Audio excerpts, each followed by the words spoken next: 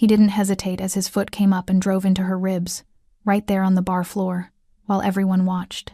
She didn't scream, didn't beg, just stayed down as if she knew something he didn't. Because the moment he kicked her, the doors behind him were already opening and the man walking in owned far more than the bar he was standing in.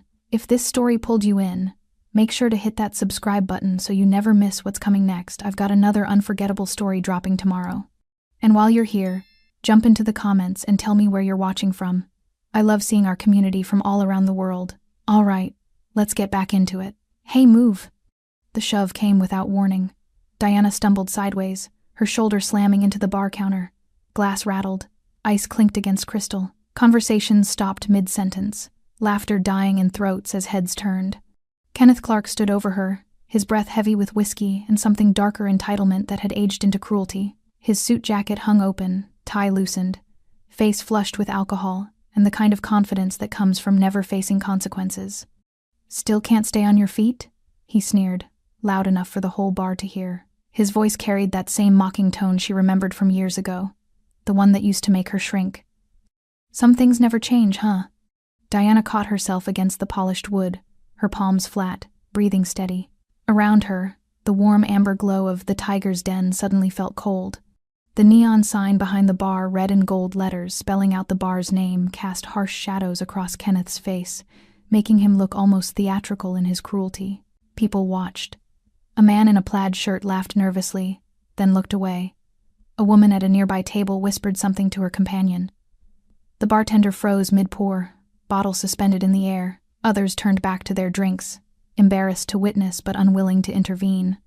Kenneth took a step closer. His dress shoes, expensive but worn at the heels, scraped against the wooden floor. "What's wrong? Cat got your tongue? Or did life finally teach you to keep your mouth shut?"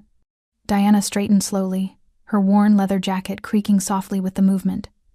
She kept her eyes down, not from fear, but from calculation. Her jeans were faded, her black boots scuffed.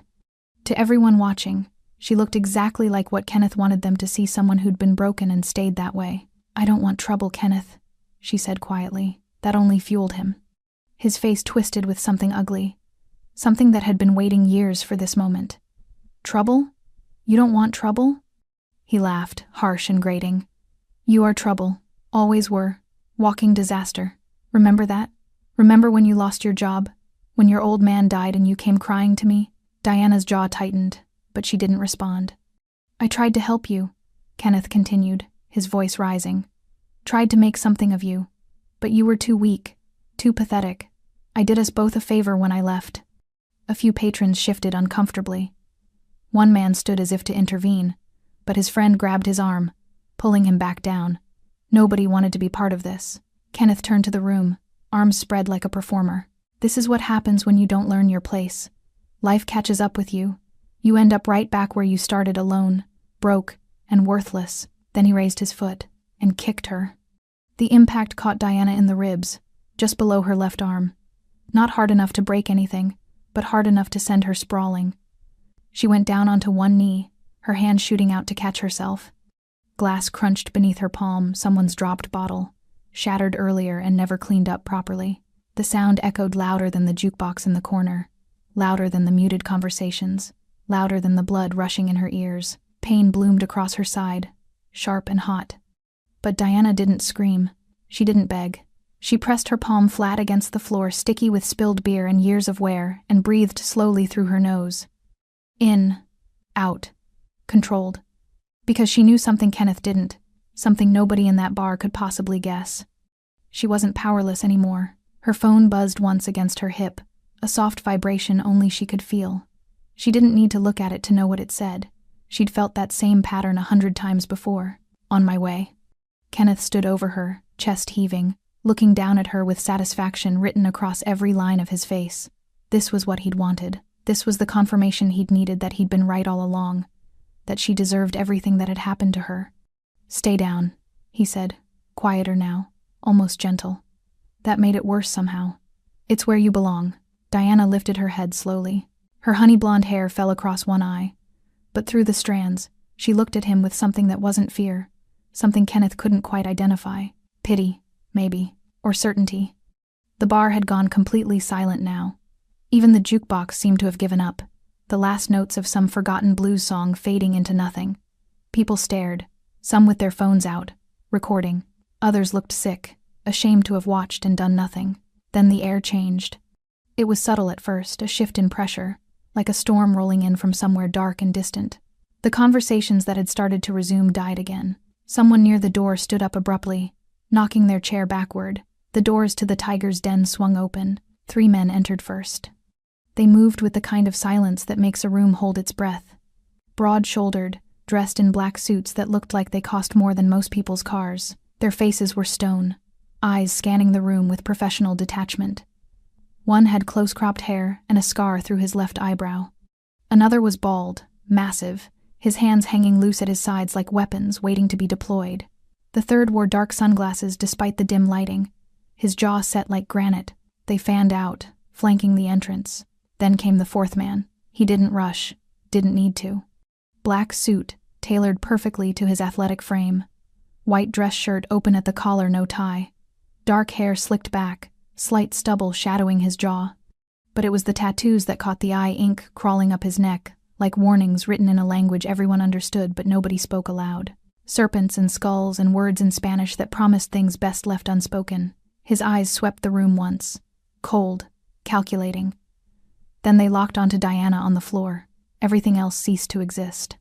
Kenneth turned, his smirk still in place but starting to crack at the edges. What the hell is this? Some kind of rescue squad? The man in the black suit didn't answer. He crossed the floor with measured steps, glass crunching under his expensive leather shoes. When he reached Diana, he knelt down beside her, his movements gentle in a way that contradicted everything else about him. "Talk to me," he said quietly. His voice was low, controlled, almost tender. Diana looked up at him, and something passed between them, something private, something that made the air feel charged. Kenneth laughed, but it sounded wrong now. Uncertain. "What is this? You her new boyfriend?" The man in the black suit stood slowly, turning to face Kenneth. He adjusted his cuffs with deliberate care, and when he finally spoke, his voice was soft as silk and sharp as broken glass. "My wife." The word crushed the room. The word hung in the air like smoke after a gunshot. "Wife." Kenneth's face went slack for a moment, then twisted into something between disbelief and mockery. "Wife? Her?" He gestured at Diana dismissively, but his hand shook slightly. "That's cute, real cute. Did you pick her up at some charity event?" The man in the black suit didn't respond. He extended his hand to Diana, helping her to her feet with a gentleness that seemed impossible from someone who looked like he'd been carved from stone and violence. Diana stood, accepting his jacket as he draped it over her shoulders. The fabric still held his warmth. She could feel every eye in the bar on her. But for the first time in years, she didn't feel exposed. She felt protected. But inside, old wounds were opening. 5 years earlier, Diana had believed in love once. Believed in it the way you believe in gravity or sunrise, something fundamental, unquestionable, permanent. Kenneth had been charming in the beginning, attentive. He'd take her to dinner at places she couldn't afford, order wine he claimed to understand, talk about a future that sounded like someone else's dream but felt close enough to touch. "You're too good for that job," he'd say, watching her come home exhausted from double shifts at the diner. "You deserve better," she'd believed him. When her boss cut her hours, Kenneth encouraged her to quit. "I'll take care of you," he'd promised, "just until you find something better, something worthy of you." So she quit. 2 weeks later, her father had a stroke. Diana remembered the hospital hallway, fluorescent lights buzzing overhead, the smell of disinfectant and despair. Her phone pressed to her ear as she called Kenneth, voice breaking. "I need you," she'd whispered. "Please, I can't do this alone." "I'm in the middle of something," he'd said, distracted. "Can this wait?" Her father died 3 days later. Kenneth came to the funeral, stayed for 20 minutes, left before the burial. "I can't be around this kind of negativity right now," he'd told her later. Standing in her apartment, the one he'd convinced her to rent because it was perfect for us, even though his name was never on the lease. "You're dragging me down, Diana. I'm trying to build something here, and you're just stuck." She'd been sitting on the couch her father had given her when she moved out, the one piece of furniture she'd kept from her old life. "I just lost my dad," she'd said, voice hollow. "I just need time." "Time?" Kenneth laughed, but there was no humor in it. "You don't have time. You don't have a job. You don't have money. You don't have anything. He grabbed his jacket from the back of the chair. I tried, Diana. God knows I tried. But I can't save someone who won't save themselves. The door closed behind him with a soft click. That click echoed for months. Diana had learned what rock bottom felt like. It felt like sitting in an empty apartment with an eviction notice on the table and her father's funeral bill unpaid. It felt like applying for 30 jobs in a week and hearing nothing back. It felt like standing in the shower fully clothed because you couldn't remember when you'd last had the energy to undress. It felt like invisible. Some people break and shatter. Others break and reform into something harder. Diana chose the latter. She sold everything: furniture, jewelry, books, the television Kenneth had given her but never actually paid for. She left the city with $400 in cash and a bus ticket to somewhere nobody knew her name. She worked, cleaned hotel rooms, waited tables, learned Spanish from the women who worked alongside her, learned to read people from the men who underestimated her, learned that silence could be a form of strength. She disappeared deliberately, completely, and in that disappearance, she found something Kenneth had tried to take from her: herself. Present, standing in the tiger's den now, wearing her husband's jacket, Diana felt the weight of those years settle around her like armor. Kenneth didn't know any of this. He'd never asked where she'd gone, never wondered if she'd survived. In his mind, she'd simply ceased to exist, and her non-existence proved he'd been right to leave.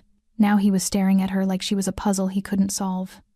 The man beside her, Ramon Molina, though Kenneth didn't know that name yet, kept his hand lightly on the small of Diana's back. Not possessive, protective. There was a difference. "You okay?" Ramon asked, his voice low enough that only she could hear. Diana nodded, then realized that wasn't enough. "Yes," she said, her voice steadier than she felt. "I'm okay." Ramon's jaw tightened almost imperceptibly. He'd asked if she was physically okay. Her answer told him what he needed to know. She was hurt, but functional. That was all that mattered for now. They'd deal with the rest later. Kenneth was still talking, his voice climbing with each word. "This is insane. You can't just— who even are you, man? You think you can walk in here and— Kenneth." Diana's voice cut through his rambling like a blade through silk. He stopped, mouth half open. She stepped forward slightly, out from under Ramon's jacket. The bar's amber light caught her face, highlighting the faint scar along her jawline she'd gotten from a kitchen accident in Albuquerque. The new hardness in her eyes Kenneth didn't recognize. "You asked me once why I was always so weak," she said quietly. "Why I couldn't just be stronger, be better." Kenneth shifted uncomfortably. "I was trying to help." "You were trying to break me," Diana interrupted. Her voice didn't rise, but something in it made people lean forward to listen. "Because my weakness made you feel strong. My need made you feel needed. When I lost everything, you didn't see someone to help. You saw dead weight. That's not— You kicked me tonight because you thought I was still that girl." Diana took another step forward. Kenneth instinctively stepped back. "You thought you could still make me small." The three men in black suits hadn't moved, but their presence seemed to fill more space now, pressing in from the edges of the room. "But I'm not her anymore," Diana continued. "I survived you, Kenneth. I survived losing everything. I rebuilt myself piece by piece in places you'll never see, with people you'll never meet." She paused, letting the words settle. "And then I found someone who saw strength where you saw weakness." Ramon remained still, but his eyes never left Kenneth's face. Diana's voice dropped to barely above a whisper, yet somehow everyone heard. "Tonight you made a choice. You chose violence. You chose cruelty. You chose to hurt someone you thought was powerless." Kenneth's face had gone pale. Sweat beaded on his forehead. "You chose wrong." The bar doors clicked. Locked. The sound of the locks engaging was soft, just a subtle click from the front entrance, and another from the side door near the restrooms. Most people wouldn't have noticed. Everyone noticed. Kenneth's eyes darted to the exits, then back to the three men in black suits positioned strategically around the room. The bald one near the front door stood with his hands clasped in front of him, expression blank. The one with the scar through his eyebrow had moved to block the side exit without anyone seeing him do it. The third, still wearing his sunglasses, leaned against the jukebox, arms crossed. "Wait," Kenneth said, his voice climbing an octave. "Wait, this is— you can't just lock people in here. That's illegal. That's— kidnapping?" Ramon Molina finished for him, his tone conversational. "False imprisonment?" He tilted his head slightly, as if genuinely considering the question. "You're right. Those are serious crimes." He let the silence stretch. "So is assault. The bartender, a thin man in his 50s with a gray ponytail, slowly set down the glass he'd been pretending to clean and backed away from the counter. A couple near the window gathered their coats without being told, moving toward the door, then stopping when the scarred man shook his head once. They sat back down. Ramon moved past Diana, his steps measured and unhurried. His shoes made almost no sound on the wooden floor despite the broken glass scattered across it. He was tall, not towering, but solid, built like someone who'd learned to fight in places where losing meant disappearing. The tattoos on his neck seemed to shift in the amber light. A serpent coiling around letters Diana knew spelled out the names of the dead.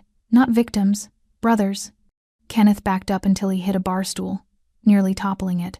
"Look, man, I don't know what she told you, but she didn't tell me anything." Ramon stopped about 6 feet away, hands loose at his sides. "I saw it. We all saw it." He gestured to the room without taking his eyes off Kenneth. "You shoved my wife. You humiliated her in public." His voice remained calm, almost pleasant. "Then you kicked her while she was on the ground. I didn't know." "That she was married?" Ramon finished. "That's your defense?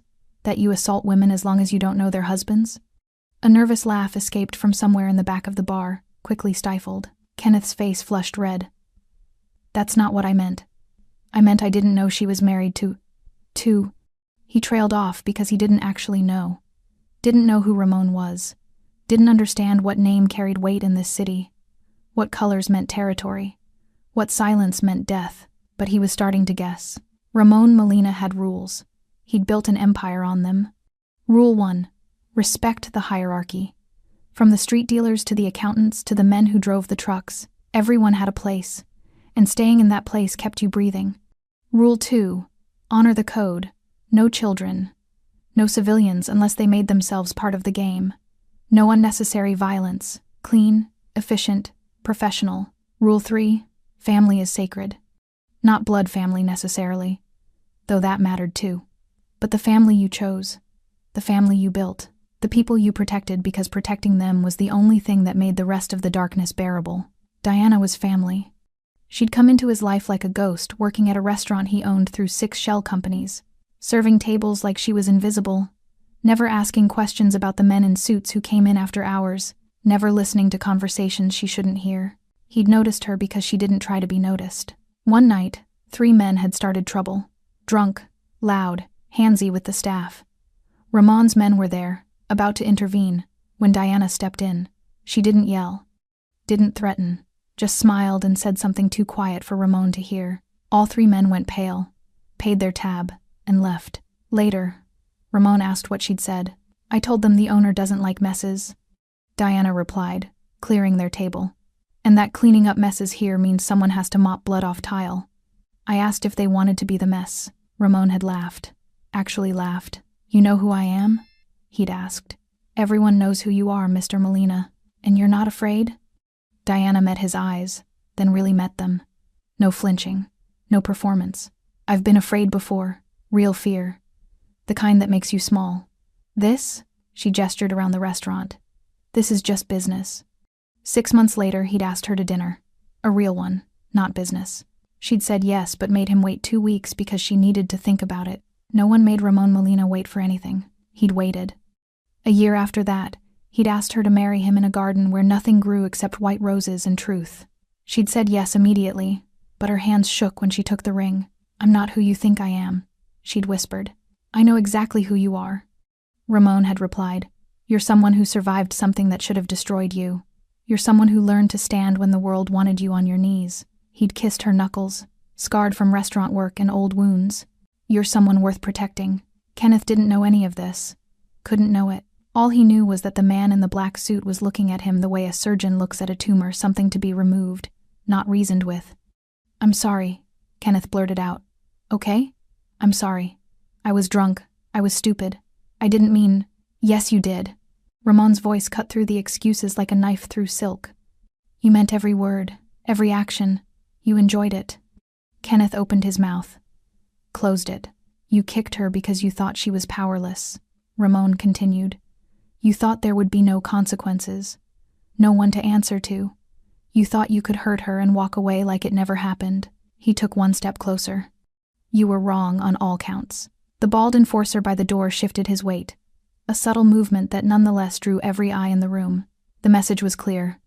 No one was leaving until this was finished. Diana remained near the bar, Ramon's jacket still draped over her shoulders. She watched Kenneth with an expression that wasn't quite satisfaction, wasn't quite pity, something more complicated, something that looked like closure approaching from a distance. Ramon glanced back at her, a silent question in his eyes. She nodded once, permission granted. Ramon turned back to Kenneth, and when he spoke again, his voice carried the weight of absolute certainty. "You know what the problem with men like you is?" Kenneth didn't answer. "You mistake kindness for weakness. You see someone who doesn't fight back and assume they can't. But Diana didn't fight back tonight because she didn't need to." He smiled, but there was no warmth in it. "She has me." Ramon snapped his fingers once. The 3 enforcers moved. The enforcers didn't rush. They didn't need to.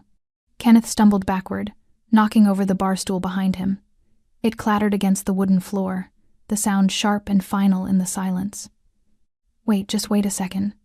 But Ramon raised one hand, and the 3 men stopped where they were, frozen mid-step like statues given temporary life and then revoked. "Not yet," Ramon said quietly. Kenneth's relief lasted exactly 2 seconds before he realized this was worse. The waiting, the anticipation, the knowledge that these men would move when commanded, and not one moment before. Ramon walked past Kenneth without looking at him, moving instead to the bar. He gestured to the bartender, who approached with visible reluctance. "Bourbon, neat, 2 glasses." The bartender's hands shook as he poured. Ramon accepted both glasses, carried them back to where Diana stood. He handed her one, then touched the rim of his glass to hers. "To surviving," he said softly. Diana's fingers tightened around the glass. "To surviving," she echoed. They drank while Kenneth watched, confused and terrified in equal measure, while the entire bar watched. While the city outside continued its oblivious rotation, unaware that inside the tiger's den, a man's fate was being decided over good bourbon and broken glass. Ramon Molina's empire wasn't built on violence, though violence was certainly part of the foundation. It was built on understanding that every city has invisible borders, that every neighborhood has a hierarchy, that power isn't about who shouts loudest but who whispers and gets heard. He controlled 6 districts in the southern corridor. Not officially, no maps showed his territory, no government documents bore his name, but the people who mattered knew. The dealers knew which corners were his. The club owners knew which establishments paid tribute. The cops knew which crimes to investigate and which to file away and forget. Ramon's operation was a machine of clockwork precision. Drugs moved through channels cleaner than most legitimate businesses. Money flowed through car washes, laundromats, restaurants, construction companies, each one profitable in its own right, each one serving a secondary purpose. He employed 200 people directly, another 500 indirectly. He'd never spent a day in jail. That wasn't luck. That was discipline. His men were professionals. The bald one by the door, Ernesto, had been with him for 12 years, saved Ramon's life in a warehouse in Juarez when a deal went bad. The scarred one, Leo, was ex-military, dishonorably discharged for reasons that remained classified, recruited because he understood chain of command and kept his mouth shut. The one in sunglasses, Mateo, was the youngest, barely 30. But he had a gift for reading situations, for knowing when to escalate and when to de-escalate. All 3 would die for Ramon without hesitation, but more importantly, all 3 knew when not to kill. That distinction was what separated Ramon's organization from the chaos that had consumed so many others. He didn't rule through fear alone. He ruled through respect, through fairness, through the understanding that loyalty flows 2 ways. You protect yours, your family, your people, your territory. Diana was his family, and Kenneth had violated every rule that mattered. Ramon set his empty glass on the bar and finally turned his full attention to Kenneth. The weight of that gaze made Kenneth take an involuntary step backward. "Do you know who I am?" Ramon asked. Kenneth shook his head, then stopped, uncertainty flickering across his face. I've heard the name Molina. Have you?" It wasn't a question. Kenneth's throat worked as he swallowed. "Look, if I'd known, if I'd had any idea, you would have done exactly the same thing." Ramon's voice remained conversational, almost gentle. "Because men like you don't calculate risk, you calculate audience. You saw Diana alone, dressed simply, and you saw an opportunity to feel powerful." He took a step closer. "What you didn't see was the wedding ring." Diana's left hand rested against her glass, And there it was, platinum band with a single diamond, modest by some standards but unmistakable. She'd been wearing it the whole time. Kenneth's eyes went to the ring, then widened with realization. He'd been so focused on her face, on making her feel small, that he'd missed the one detail that mattered. "I didn't." Kenneth started, but the words died in his throat. Ramon continued as if Kenneth hadn't spoken. 5 years ago, you left my wife when she needed you most. When her father died. When she lost everything. Kenneth's face went pale. "How do you—" she told me. Ramon's expression didn't change. Not because she wanted revenge. Diana doesn't work that way. She told me because I asked about her past, and she doesn't lie to me. He glanced back at Diana, something soft passing through his eyes before they hardened again. She told me about a man who took her kindness and called it weakness, who took her trust and called it stupidity, who left her with nothing and convinced her it was her fault. Kenneth backed up another step, hit the bar counter. "I was young. I was stupid. People change." "Do they?" Ramon's head tilted slightly. "Because tonight, 5 years later, you saw her and your first instinct was violence. Not curiosity about where she'd been, not relief that she was okay. Violence." The word hung in the air like an executioner's blade. "I made a mistake," Kenneth whispered. "You made several." Ramon's voice dropped lower, quieter, more dangerous. "But your biggest mistake was assuming Diana was still alone, still powerless, still someone you could hurt without consequence." He nodded to Ernesto, who pulled something from his jacket pocket. A phone. He tapped the screen a few times, then turned it toward Kenneth. On the screen was a photograph. Kenneth walking into an apartment building. Date stamp, 3 days ago. Another swipe. Kenneth getting into his car. Another date. Another swipe. Kenneth at a bar, not this one, a different one across town. "We've been watching you," Ramon said casually, "since Diana mentioned she was coming back to the city, just in case the past decided to resurface." Kenneth stared at the phone, comprehension dawning slowly. "You knew I'd be here?" "No, but I knew you still lived in the area, still frequented the same places, still moved through the world like someone who'd never been held accountable." Ramon took the phone from Ernesto, studied the screen, then pocketed it. "When Diana texted me tonight, one word. Trouble. I knew exactly what kind." He moved closer still, now less than 3 feet from Kenneth. "Here's what you need to understand. I don't just know where you were 3 days ago. I know where you live, where you work, where your mother lives in assisted care on Maple Street, where your brother teaches high school in Riverside, where your ex-girlfriend Jamie works at the courthouse." Kenneth's breathing accelerated. "Are you threatening?" "I'm explaining." Ramon's tone never changed. "I'm explaining that you exist in my city at my discretion, that every street you walk, every bar you drink in, every breath you take is because I allow it." He leaned in slightly. "And tonight you made me reconsider that allowance." Kenneth's legs gave out. He didn't fall so much as collapse, sliding down until he was sitting against the bar, legs sprawled in front of him like a puppet with cut strings. Sweat poured down his face, soaking into his collar. "Please," he whispered. "Please, I have a family." "No, you don't." Ramon's correction was matter of fact, almost bored. "You have a mother you visit twice a year, a brother you haven't spoken to in 6 months, an ex-girlfriend who changed her number specifically to avoid you. That's not family. That's just people who share your blood or your history and wish they didn't." Kenneth's mouth opened and closed silently. Ramon crouched down, bringing himself to eye level. This close, Kenneth could see the details he'd missed before: the thin scar along Ramon's jawline, the flecks of gray at his temples, the absolute absence of mercy in his dark eyes. "But you're right to be scared," Ramon said quietly. "Because I do have family. And you hurt her." "I didn't know." "Stop saying that." Ramon's voice remained soft, but something in it made Kenneth flinch. "Saying you didn't know she was mine is the same as saying you would have hurt her if she belonged to no one. That's not a defense. That's a confession." Diana moved then, coming to stand beside Ramon. She looked down at Kenneth, and for a moment, something complicated passed across her face. Not satisfaction, not quite pity. Something more like recognition, seeing who someone truly was and accepting that you'd once loved them anyway. "Do you remember what you said to me?" she asked. "The day you left?" Kenneth stared up at her, his face blank with fear. "You said I was dragging you down, that I was stuck." Diana's voice was steady, controlled. "You said you tried to save me, but I wouldn't save myself." "Diana, I was—" "Let me finish." She didn't raise her voice, But Kenneth went silent immediately. You were right about one thing. I was stuck. Stuck in grief. Stuck in poverty. Stuck in the belief that I needed you to survive. She paused, letting the words settle. Leaving me was the kindest thing you ever did, because it forced me to find out who I was without you. And it turns out, I was stronger than either of us knew. Kenneth's eyes darted between Diana and Ramon, looking for something forgiveness, perhaps, or an escape route that didn't exist. But tonight, Diana continued, you showed me you haven't changed at all. You saw someone you thought was weak, and your instinct was to make them feel weaker. To take whatever power you could from someone who couldn't fight back. She crouched down beside Ramon, the two of them forming a wall Kenneth couldn't breach. That's who you are, Kenneth.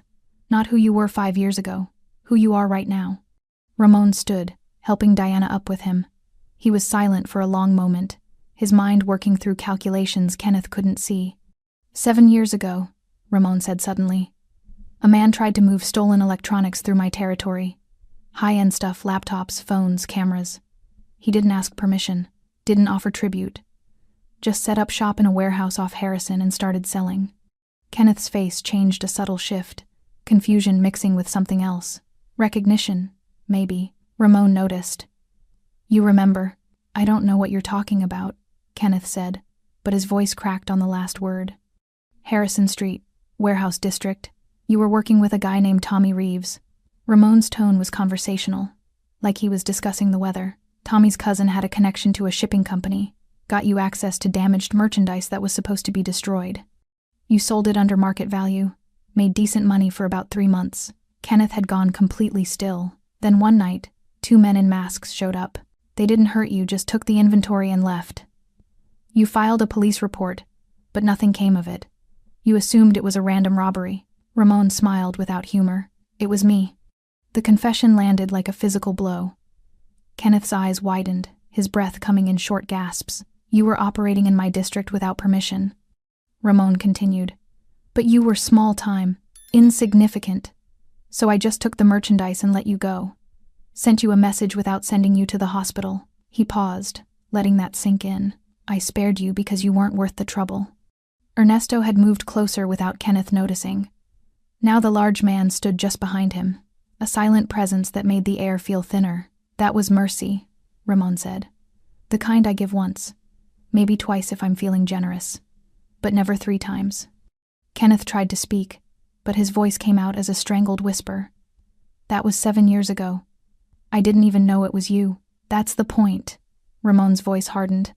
You've been living in my city for years, breathing my air, walking my streets, and you never even knew how close you came to disappearing.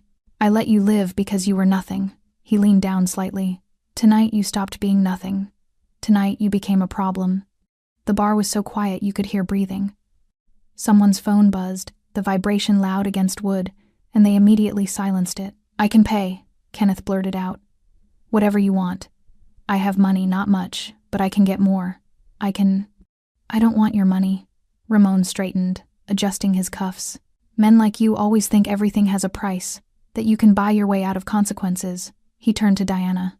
What do you think he owes? The question caught everyone off guard, Diana most of all.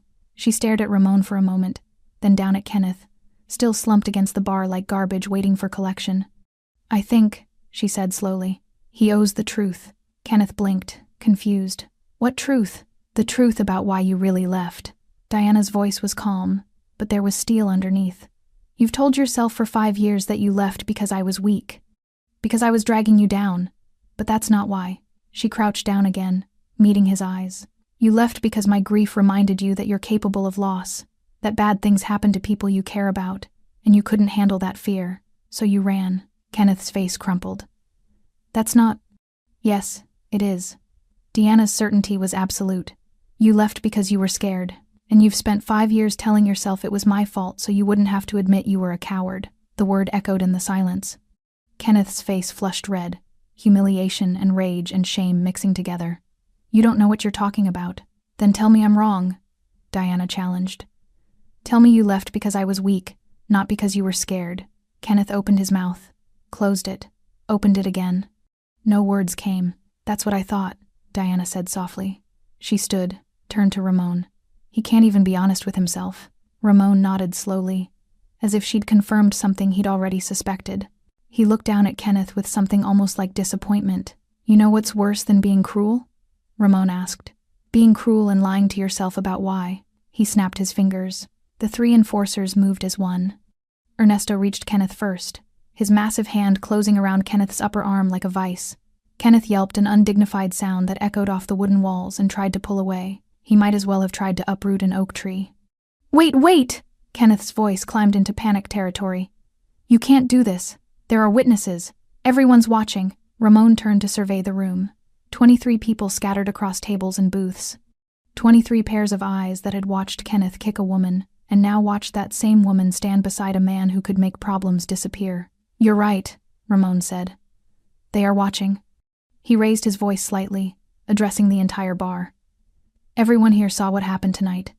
Saw this man assault my wife unprovoked. Saw him kick her while she was on the ground." Nods around the room. Nervous, reluctant, but confirmation nonetheless. "So let me be clear about something." Ramon's tone remained conversational, but it carried to every corner. "What happens next is justice. Not the kind that comes from courtrooms or police reports. The kind that comes from understanding that actions have consequences." He paused, letting that sink in. "Anyone who has a problem with that can leave now. Walk out those doors, go home, forget you were here. No questions asked, no consequences." Silence. Nobody moved. Ramon nodded slowly. "Good. Because the people who walk away from injustice are the same people who allow it to continue." Kenneth's eyes darted around the room, looking for anyone who might intervene. The couple by the window looked down at their drinks. The man in the plaid shirt suddenly became very interested in his phone. The bartender busied himself wiping down glasses that were already clean. "Please," Kenneth whispered, no longer addressing Ramon but the room itself. "Someone call the police. Please, the police," Ramon said almost gently. "Won't come. Not here. Not tonight. Because Officer Bradley, who usually patrols this district, is currently at his daughter's piano recital. And Officer Chen, who covers when Bradley's off duty, is on vacation in Florida." Kenneth's face went slack with horror. "I know these things," Ramon continued, "because it's my business to know. Just like I know the owner of this bar pays me $2,000 a month to make sure problems get handled quietly. Just like I know the city inspector who was supposed to cite this place for health violations last month somehow forgot to file his report." He gestured around the room. "This whole city runs on favors and fear, Kenneth, and you never bothered to learn the rules." Diana watched Kenneth's face cycle through emotions: terror, rage, desperation, and back to terror. Part of her felt something that might have been pity 5 years ago. Now it was just exhaustion. Exhaustion at being the thing men like Kenneth needed to break in order to feel whole. She'd carried his abandonment like a stone for so long, let it weigh her down, shape her, define her. And then, slowly, she'd learned to set it down, to walk away from it, to understand that his cruelty said everything about him and nothing about her worth. Tonight was simply the closing of a circle that should have closed years ago. Ramon glanced at her, a silent question in his eyes. "Are you sure?" Diana nodded once. "I'm sure." Permission granted. Ramon turned back to Kenneth and spoke with the finality of a judge delivering a sentence. "You abandoned her when she was weak. You humiliated her in public. You kicked her when she was on the ground." Each phrase was measured, deliberate. "Those aren't mistakes. Those are choices. And every choice has a price." He nodded to Ernesto. "Stand him up." Ernesto hauled Kenneth to his feet with the same ease someone might lift a bag of groceries. Kenneth's legs barely supported his weight. Leo moved to his other side, gripping his arm. Between the two enforcers, Kenneth looked like a child between adults. "What are you going to do?" Kenneth's voice cracked. "I'm going to teach you something," Ramon said. "The same lesson you tried to teach Diana tonight. About power, about helplessness, about what it feels like when someone decides you don't matter." He walked over to the nearest table, a young couple who'd been on a date before the night turned dark. They looked up at him with wide eyes. "You too. Leave." They didn't need to be told twice. The man threw cash on the table too much, probably his whole wallet, and they practically ran for the door. Mateo unlocked it just long enough for them to slip through, then locked it again behind them. "Anyone else?" Ramon called out. "Anyone who doesn't want to see what happens to men who hurt women in my territory?" 3 more people stood: an older woman, a man with graying temples, a young guy in a university sweatshirt. They filed out quickly, eyes down, silent. The door clicked locked behind them. That left 17 witnesses, 17 people who'd chosen, consciously or not, to see this through. Ramon nodded, satisfied. Good. Now everyone here understands. This isn't random. This isn't excessive. This is proportional. He turned back to Kenneth, who was now openly weeping, tears streaming down his face. Please, Kenneth sobbed. Please, I'm sorry. I'm so sorry. Diana, please tell him you forgive me. Diana stepped forward, and for a moment, Kenneth's face lit with desperate hope. Then she spoke. 5 years ago, I would have forgiven you. I would have made excuses for you, convinced myself you were hurting too, that you did the best you could, that I was asking too much. Her voice was quiet but carried clearly in the hushed bar. But I'm not that person anymore, and you don't get to use my kindness as a shield now that you're facing consequences. She looked at Ramon, then back at Kenneth. You kicked me because you thought I was powerless. Let's see how it feels when the roles are reversed. Kenneth's legs gave out. Only Ernesto and Leo's grip kept him upright. Ramon stepped back, giving himself space. He removed his jacket, folded it carefully, and draped it over a bar stool, rolled up his sleeves. The tattoos on his forearms became visible, more names, more warnings, a whole history written in ink and scar tissue. Hold him steady, Ramon said quietly. Then he moved. The first punch was precise, a sharp jab to Kenneth's solar plexus that doubled him over, gasping. The enforcers held him up, forcing him upright. The second came faster, a hook to the ribs that made something crack audibly. Kenneth screamed. The sound was raw, primal, the kind of noise that comes from a body that's never known real violence receiving a concentrated dose. It echoed off the walls, bounced back, seemed to multiply in the small space. Ramon didn't speak, didn't explain, just delivered blow after measured blow. Not wild, not angry, clinical. Each strike calculated to cause maximum pain without causing death. Ribs, stomach, kidneys, the soft meat of the thighs. Diana watched without flinching. This violence was being done in her name, but it wasn't for her. Not really. It was for every woman who'd been kicked while down, every person who'd been abandoned when weak, every victim who'd been told their suffering didn't matter. It was for the system of silence that let men like Kenneth operate without consequence. Around the room, people watched in horrified fascination. Some couldn't look away. Others stared at their drinks, listening to the sounds flesh on flesh, Kenneth's sobs, Ramon's controlled breathing. No one left. After what felt like hours but was probably only minutes, Ramon stepped back. His knuckles were split, blood Kenneth's and his own smeared across his hands. He wasn't even breathing hard. Kenneth hung between the enforcers like wet laundry, barely conscious, his face a mask of blood and tears and snot. Ramon picked up his jacket, pulled out a white handkerchief, and carefully cleaned his hands. Then he walked over to Diana, his eyes searching her face. Enough? He asked softly. Diana looked at Kenneth, really looked at him. Saw the man who'd once made her laugh, the man who'd walked away, the man who'd learned nothing and become worse. Not yet, she said. Ramon smiled. It didn't reach his eyes. Good. Ramon nodded to his men. Ernesto and Leo dragged Kenneth to the center of the floor, away from the bar, away from the tables.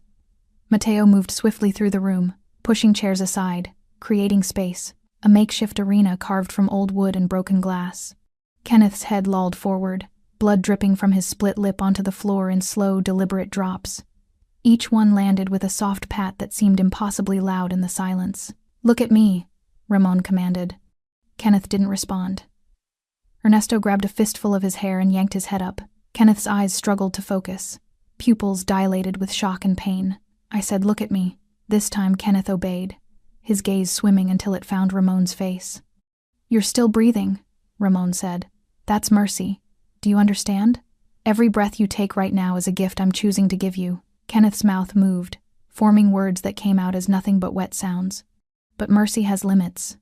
Ramon circled him slowly, predator assessing prey, and you crossed every single one. He stopped in front of Diana, reached out and gently took her hand. Her knuckles were still scraped from catching herself on the glass-strewn floor. Small cuts, superficial, but they'd drawn blood. Ramon lifted her hand, showing it to Kenneth.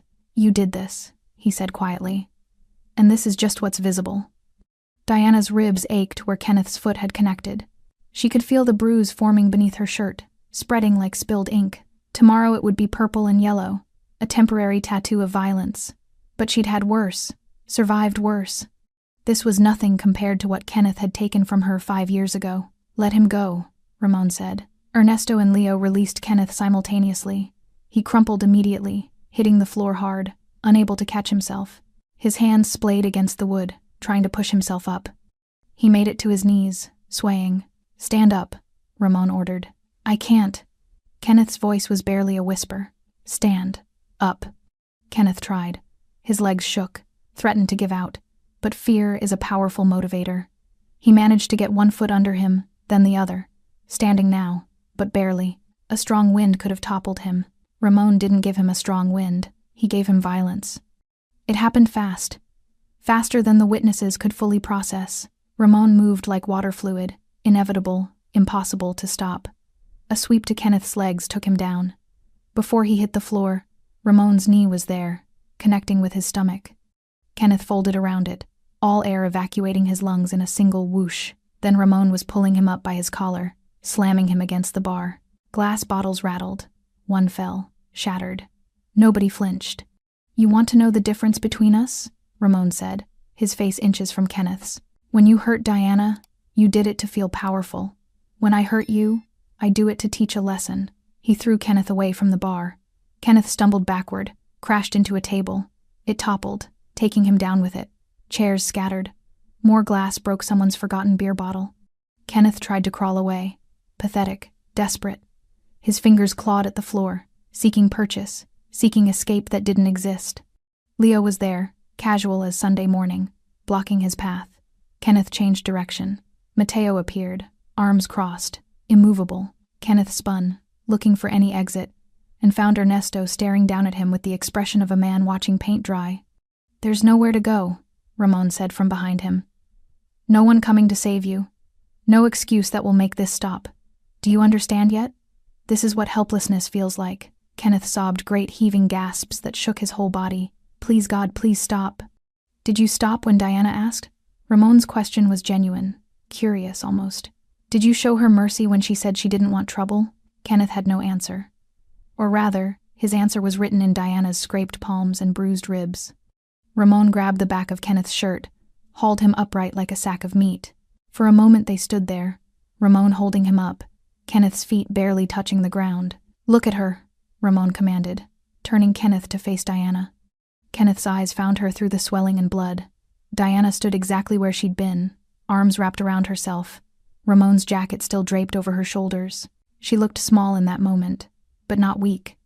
Never weak. Surviving. "Apologize," Ramon said. "I'm sorry," Kenneth choked out. "I'm so sorry, Diana, please." "Not to me," Ramon interrupted. "To her. A real apology. Not the kind where you're sorry you got caught, the kind where you actually understand what you did." Kenneth stared at Diana.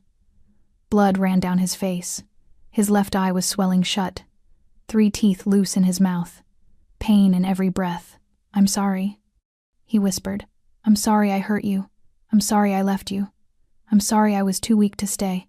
I'm sorry I tried to break you because I was broken. I'm sorry." "That's enough," Diana said quietly. The words stopped Kenneth mid-sentence.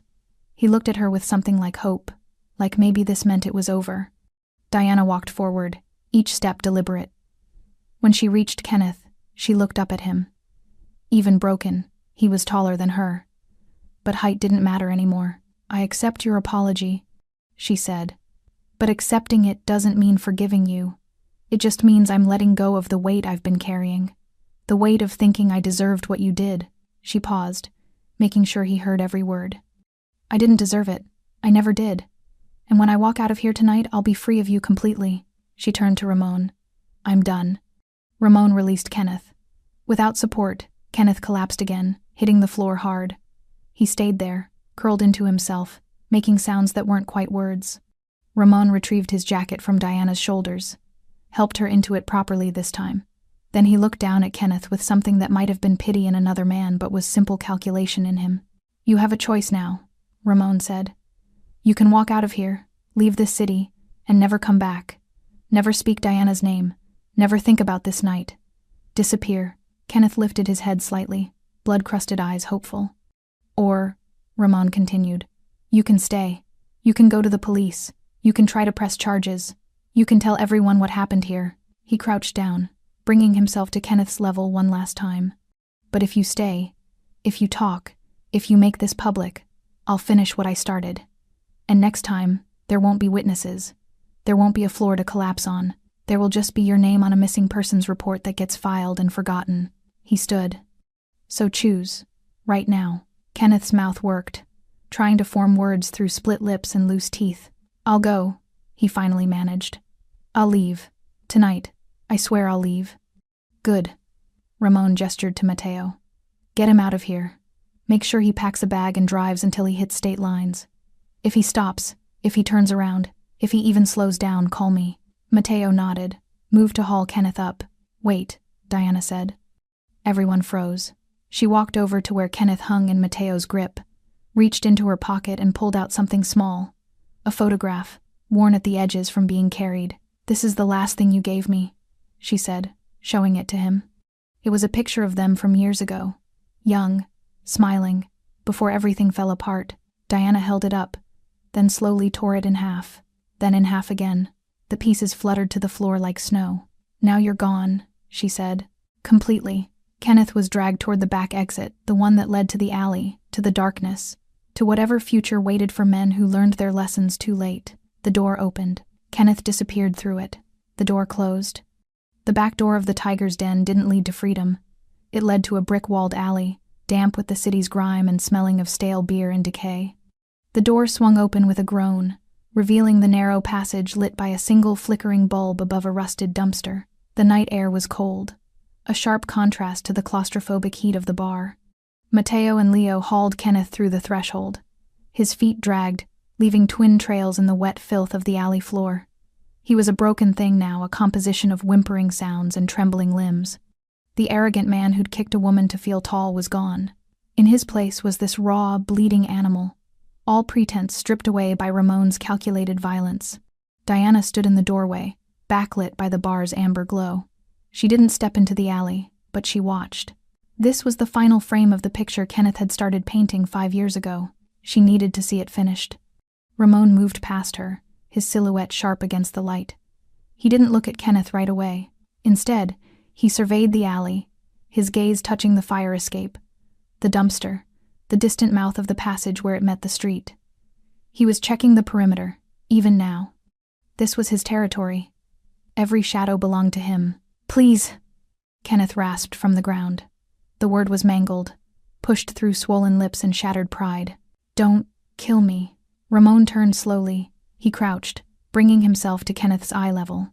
The flickering bulb cast harsh lines across his face, making the tattoos on his neck seem to move in the unstable light. I'm not going to kill you, Ramon said, his voice almost kind. It was the gentleness that made it terrifying. Death is a release, an ending.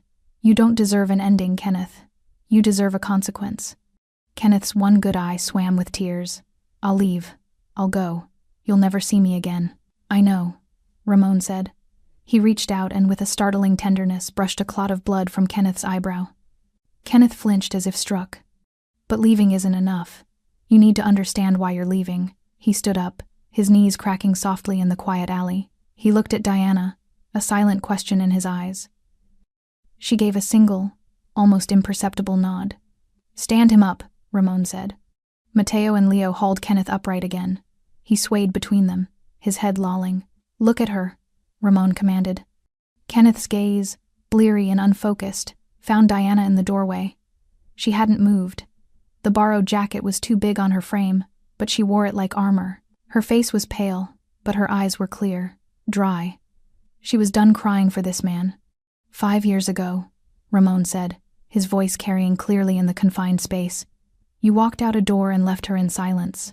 You took her future, her security, her belief that people stay. You told yourself it was her fault, that she was the burden, that you were moving up. He stepped closer to Kenneth, his presence like a physical weight. But you didn't move up, Kenneth. You just moved on. You left wreckage behind and called it progress. You built a life on the lie that you were better than the woman you broke. Kenneth tried to shake his head, a weak denial. I didn't mean. You never mean, Diana said. Her voice, quiet but firm, cut through the alley. It was the first time she'd spoken since they dragged him out. You never mean to hurt. You never mean to abandon. You just do it. And the not meaning is supposed to make it okay. She took one step out of the doorway, onto the damp concrete. Her boots made no sound. But it's not okay. It was never okay. Ramon watched her, his pride evident even in the darkness. This was her moment, her verdict. You kicked me tonight, Diana continued, walking slowly toward Kenneth. But the real wound was 5 years old. The kick just reopened it, let all the poison out. She stopped an arm's length away, close enough for him to see the woman she'd become. The hardness in her eyes he didn't recognize, the calm he couldn't comprehend. So here's your consequence, Kenneth. You're going to disappear. Not just from this city, from yourself.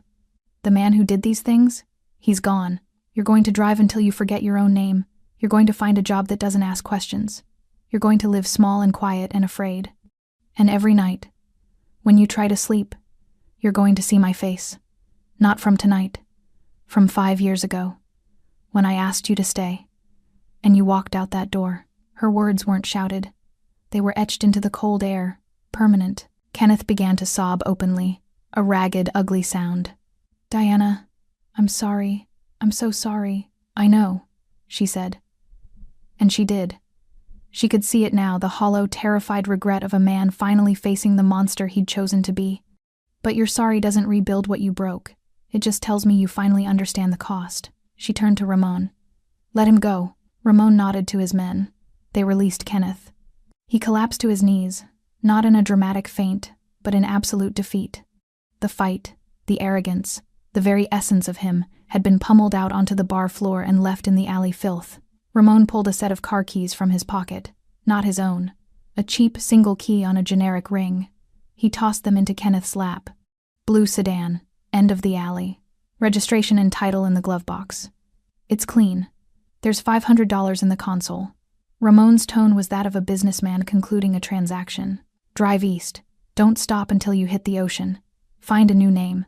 Forget this one. Kenneth stared at the keys as if they were a snake. If you come back, Ramon added, his voice dropping to a whisper that was colder than the alley air.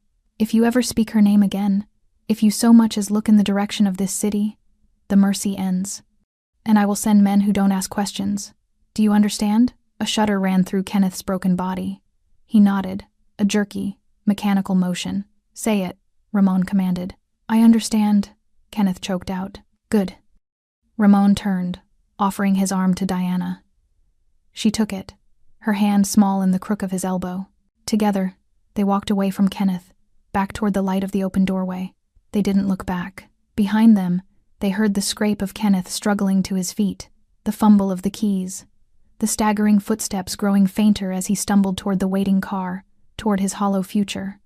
At the doorway, Diana paused. She glanced over her shoulder, not at Kenneth, but at the alley itself, the scene of the ending. She took a deep breath, inhaling the cold, dirty air, and let it out slowly. Then she stepped through the door, leaving the alley and the ghost of the woman she'd been behind. The door began to swing shut. In the narrowing slice of light, Kenneth was a hunched silhouette, fumbling with a car door. Then Leo pulled the door closed. The click of the latch was soft, final. Inside the tiger's den, the silence was complete. The lock clicked shut, sealing away the alley, the car, the man. The tiger's den was left in a silence so profound it felt like a physical entity. The air was thick with the scent of spilled bourbon, sweat, and the coppery tang of blood. 20-odd people sat frozen in the wreckage, surrounded by overturned tables, shattered glass, and the echoing memory of violence. Diana stood with her back to the door, Ramon's solid presence beside her. The bar's patrons were a gallery of stunned faces, their eyes wide, phones now conspicuously absent.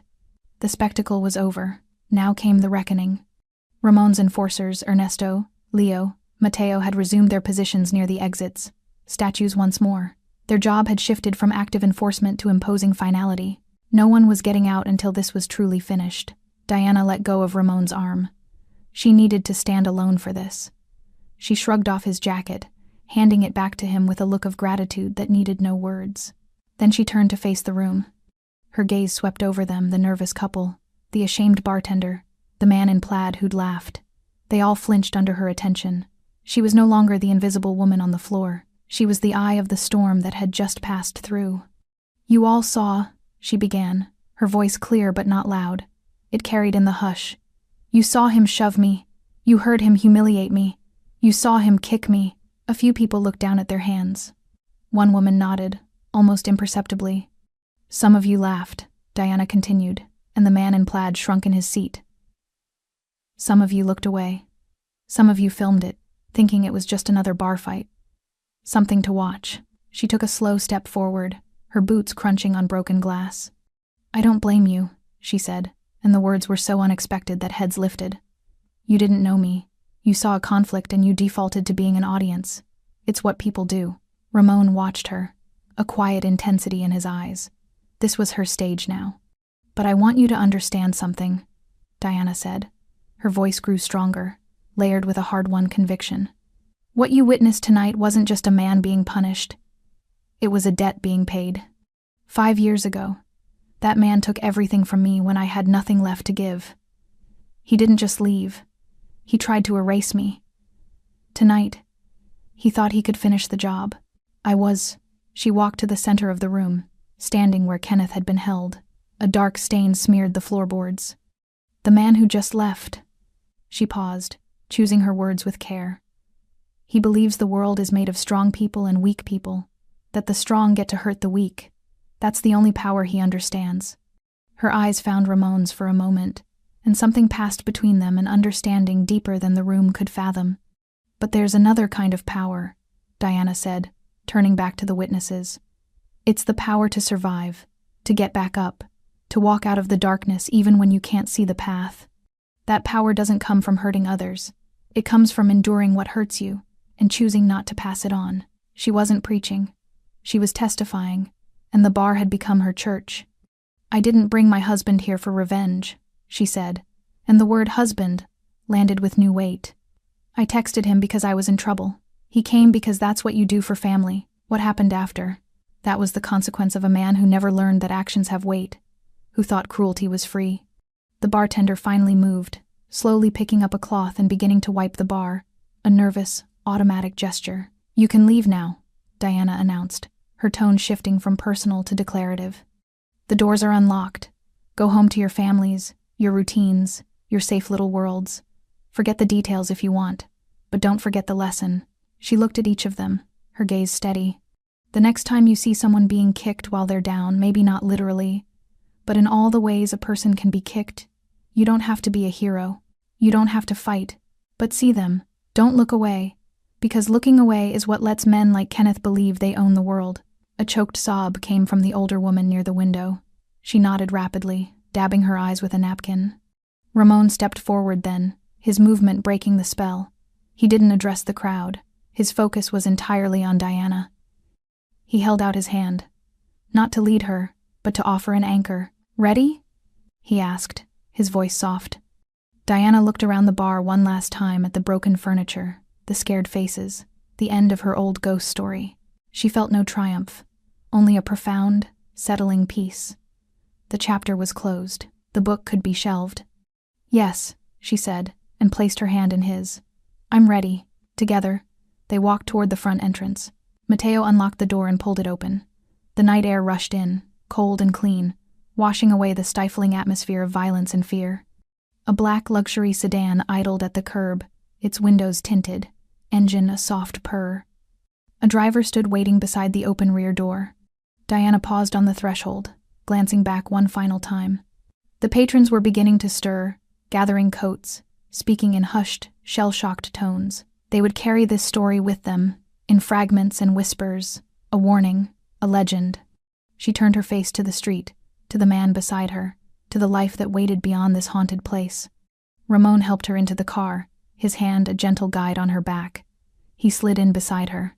The door closed with a solid, expensive thunk, sealing them in a world of quiet leather and subdued light. Through the window, she saw the neon sign of the Tiger's Den flicker once, then hold steady, red and gold against the dark. The car pulled away from the curb, smooth and silent. In the back seat, Ramon didn't ask if she was okay.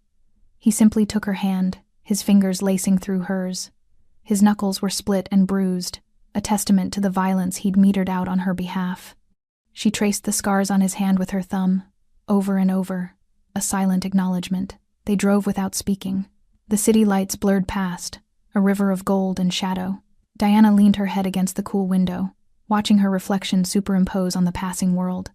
The woman in the glass looked tired. She looked quiet, but for the first time in 5 years, she looked whole. The storm was over. The silence that followed was not empty. It was full of everything she had survived, and everything, finally, that she no longer had to carry. The car didn't take them to one of Ramon's penthouse apartments or fortified compounds.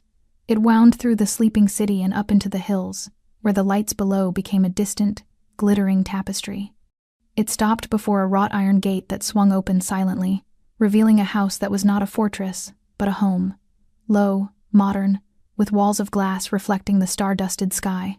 This was Diana's sanctuary, a place Kenneth's ghost had never haunted.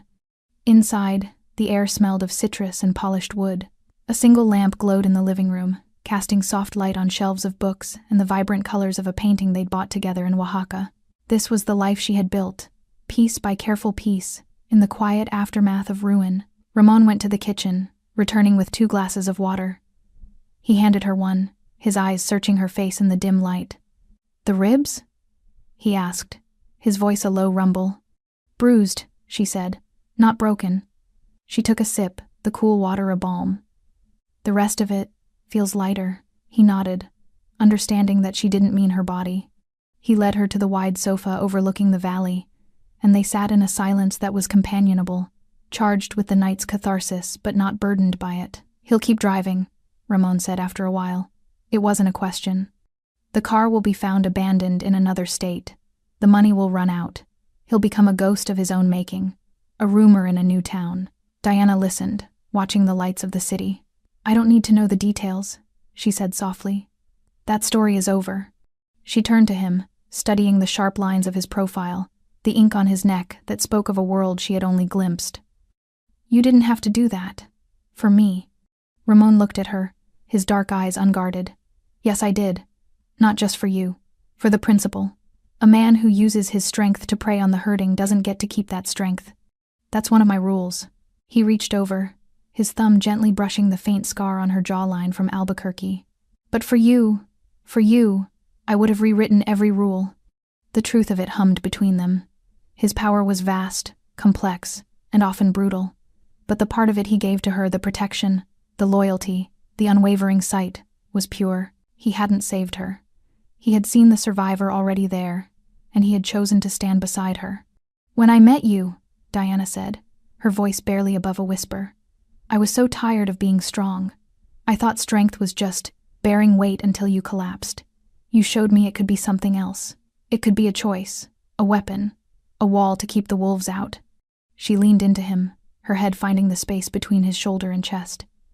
His arm came around her, solid and sure. "I used to think power was what he had," she murmured, thinking of Kenneth's swagger, his loud voice, his need to dominate.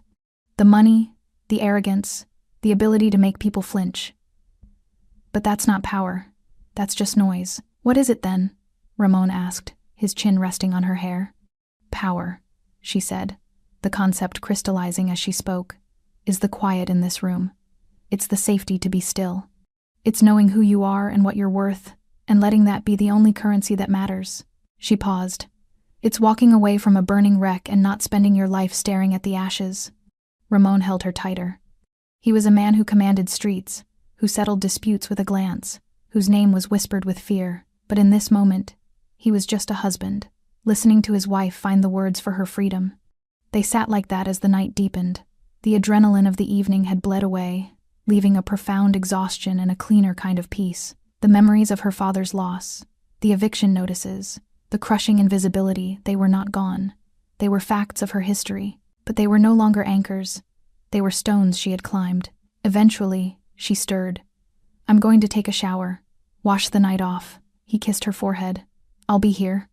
Under the stream of hot water, Diana let the events of the evening flow down the drain, the sting of the shove, the shock of the kick, the taste of old fear, the sight of Kenneth's final, crumbling defeat. She scrubbed not with violence but with finality. When she stepped out, wrapping herself in a soft towel, she felt new, not reborn, but reset. The slate, finally, truly wiped clean. She dressed in simple sleep clothes and padded back to the living room. Ramon was still on the sofa, looking out at the view, a single glass of amber liquor in his hand. He had changed into dark sweatpants and a plain t-shirt, the intimidating Mafia boss replaced by the man beneath. She went to the glass wall, standing before the panorama of the city she had fled, and to which she had returned as someone entirely different. "He thought he left me with nothing," she said, her reflection a ghost over the lights. And he was right. But nothing is a good place to start. When you have nothing, you get to choose what you build. Ramon came to stand behind her, his hands resting on her shoulders. In the glass, she saw their reflection, his solid form behind hers, her face calm, resolved. "What did you build, Diana?" he asked. She met his eyes in the reflection. "Myself," she said. "And then I built this. A life. A home. A love that doesn't leave when things get hard." He bent his head, pressing a kiss to the crown of her hair. No more words were needed. The city glittered, indifferent and beautiful. Somewhere in its labyrinth, a broken man was driving east, becoming a cautionary tale. Here in the hills, the woman he'd tried to erase stood, whole and loved, watching the dawn begin to lighten the edge of the sky. Some debts are paid in violence, some are paid in silence, some are paid in disappearance. And some women, the ones who learn to carry their own weight, who rebuild themselves from the wreckage, who find a love that is a shelter and not a cage, they pay their debts by living well, by rising, by walking away, and never, ever looking back. Diana took Ramon's hand, lacing her fingers through his. She did not look back. "Thanks for staying with this story right till the final moment. You're the reason these stories come alive. If you're ready for another powerful journey, just tap the next video on your screen. And before you go, leave a quick comment and rate this story from 1 to 10. I'm excited to see your thoughts and connect with you down there.